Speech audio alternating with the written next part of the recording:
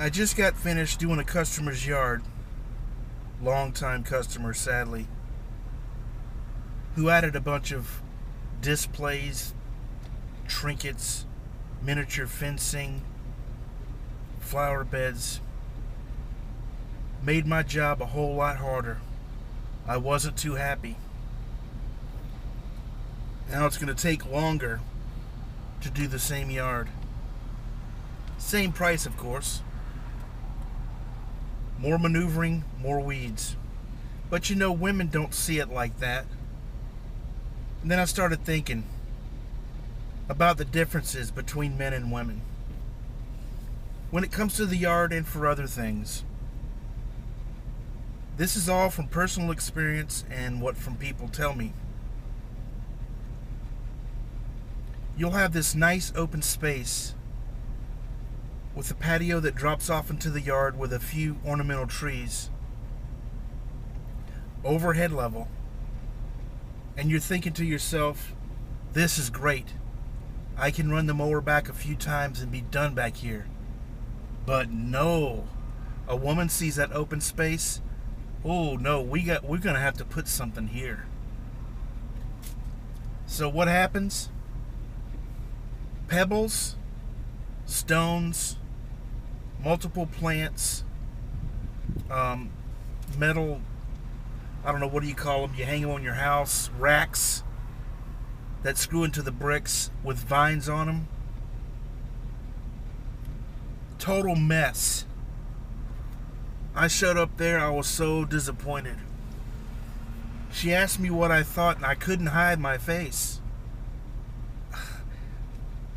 I laughed, really. I just couldn't control myself. And I told her the best way that I could, you realize this is going to take a whole lot of maintenance, right?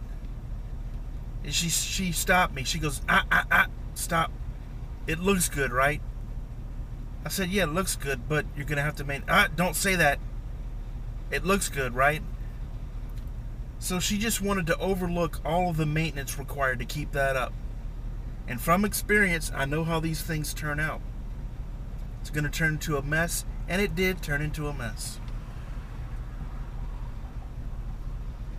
But what I found, for the most part, men are about functionality, and women are about appearance. This example, a musician friend of mine told me about, newly married, had his guitar set up just the way he wanted it, was trying to find the right sound, and he had a lot of effects chained together on the floor before Zamp.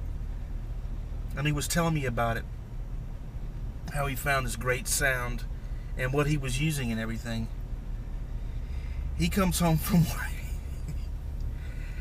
His mother-in-law went in there and wrapped everything up nice and neat in a little box and, cleared the floor. He was furious because he didn't have his settings and everything.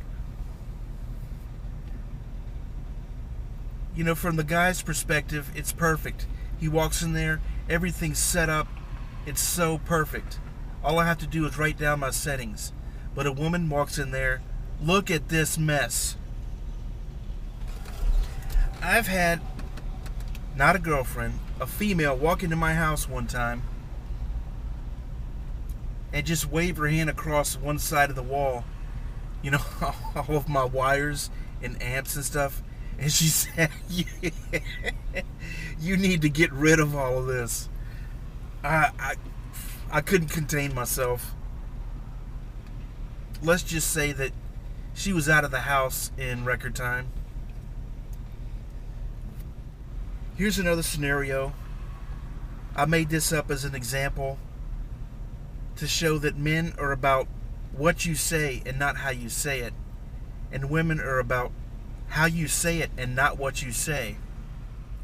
There will be a bridge about to collapse, and you could tell your friend, dude, the bridge is about to collapse. Your friend is going to start getting off that bridge. You can yell at him, the bridge is about to collapse. Your friend will start running off that bridge, You could say it however you want to say it. You could be smart aleck about it. I bet you that bridge is about to collapse. Your friend is coming off of the bridge. Now you put a woman on that bridge. Honey, the bridge is about to collapse. She'll say, how do you know that? I don't see anything wrong. And she'll stand there, won't move. You can yell at her. You know, it's urgent. Honey, you're gonna die. The bridge is about to collapse. She will stand there with her arms folded. Don't you talk to me like that. She will go down with the bridge yelling, don't you talk to me like that. You can't disrespect a woman. Doesn't matter if you're trying to help them, you have to say it in the right tone. With a lot of situations that deal with reality, that's negativity in a woman's mind. I had this woman that had this stuff tied up with some nice colored rope that matched. She wanted it to match. I told her that it wouldn't hold up. As soon as the wind come, those trees are going to pop that rope. She told me, don't be negative. Okay? The wind came and popped the rope. You know, I'm not going to argue with the women. It just so happened for that situation I had more experience and I knew that it wouldn't hold up. But it all comes around to appearance versus functionality. I'd like to hear any examples that you might have experienced that point out the differences between men and women. Women seem to be more trusting than men, more gullible. Yep, that's right. For the most part, like 90%, well, more than that. The people that I see giving money to the scam artists around here is women. I know for a fact these men holding up the signs, they aren't war veterans, but the women think they are, and they will hand them $5 bills. You know, Ted Bundy had a nice shirt on, and he talked women into getting into his car. I would love to do an experiment. Get a lawn worker like me, clean record, never been arrested, versus Ted Bundy. It wouldn't surprise me, even if the women knew about Ted Bundy. They would probably choose the clean appearance over getting in the truck with me. I'll take my chances with Ted Bundy. I'm not so sure about that lawn guy that's never been arrested. That's a little over the top, but you know what I'm trying to say. It's all about appearance.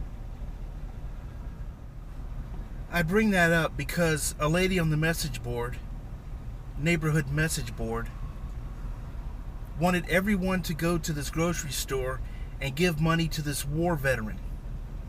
And then she got swarmed by everyone. Excuse me, ma'am. That's a scam artist. Well documented. Been seeing him for years. Don't give him money. I still don't know if she believes it. She might still believe that he's a war veteran. Who knows? One more before I have to drive off and get back to work. Checkout lines. Even banks. I always get behind a man. They have what they want in their hand at the store. They have payment ready. They are ready to go. On the other hand, a woman is looking all around behind her, looking for specials. She has coupons. She gets to the counter. Well, there was a tag that said it was a different price. Have somebody go check on it. After she hears the total, then she thinks about payment. She whips out a checkbook and starts writing a check. Or, you know, she might go, did you see Nancy this weekend? And strike up a conversation, not even thinking about the people in line behind her. That's just my observation. Now, if I'm checking out and I notice that something rings up more than what the tag said, you know, I'm not going to worry about it most of the time. I have to go and I don't want to hold up the line.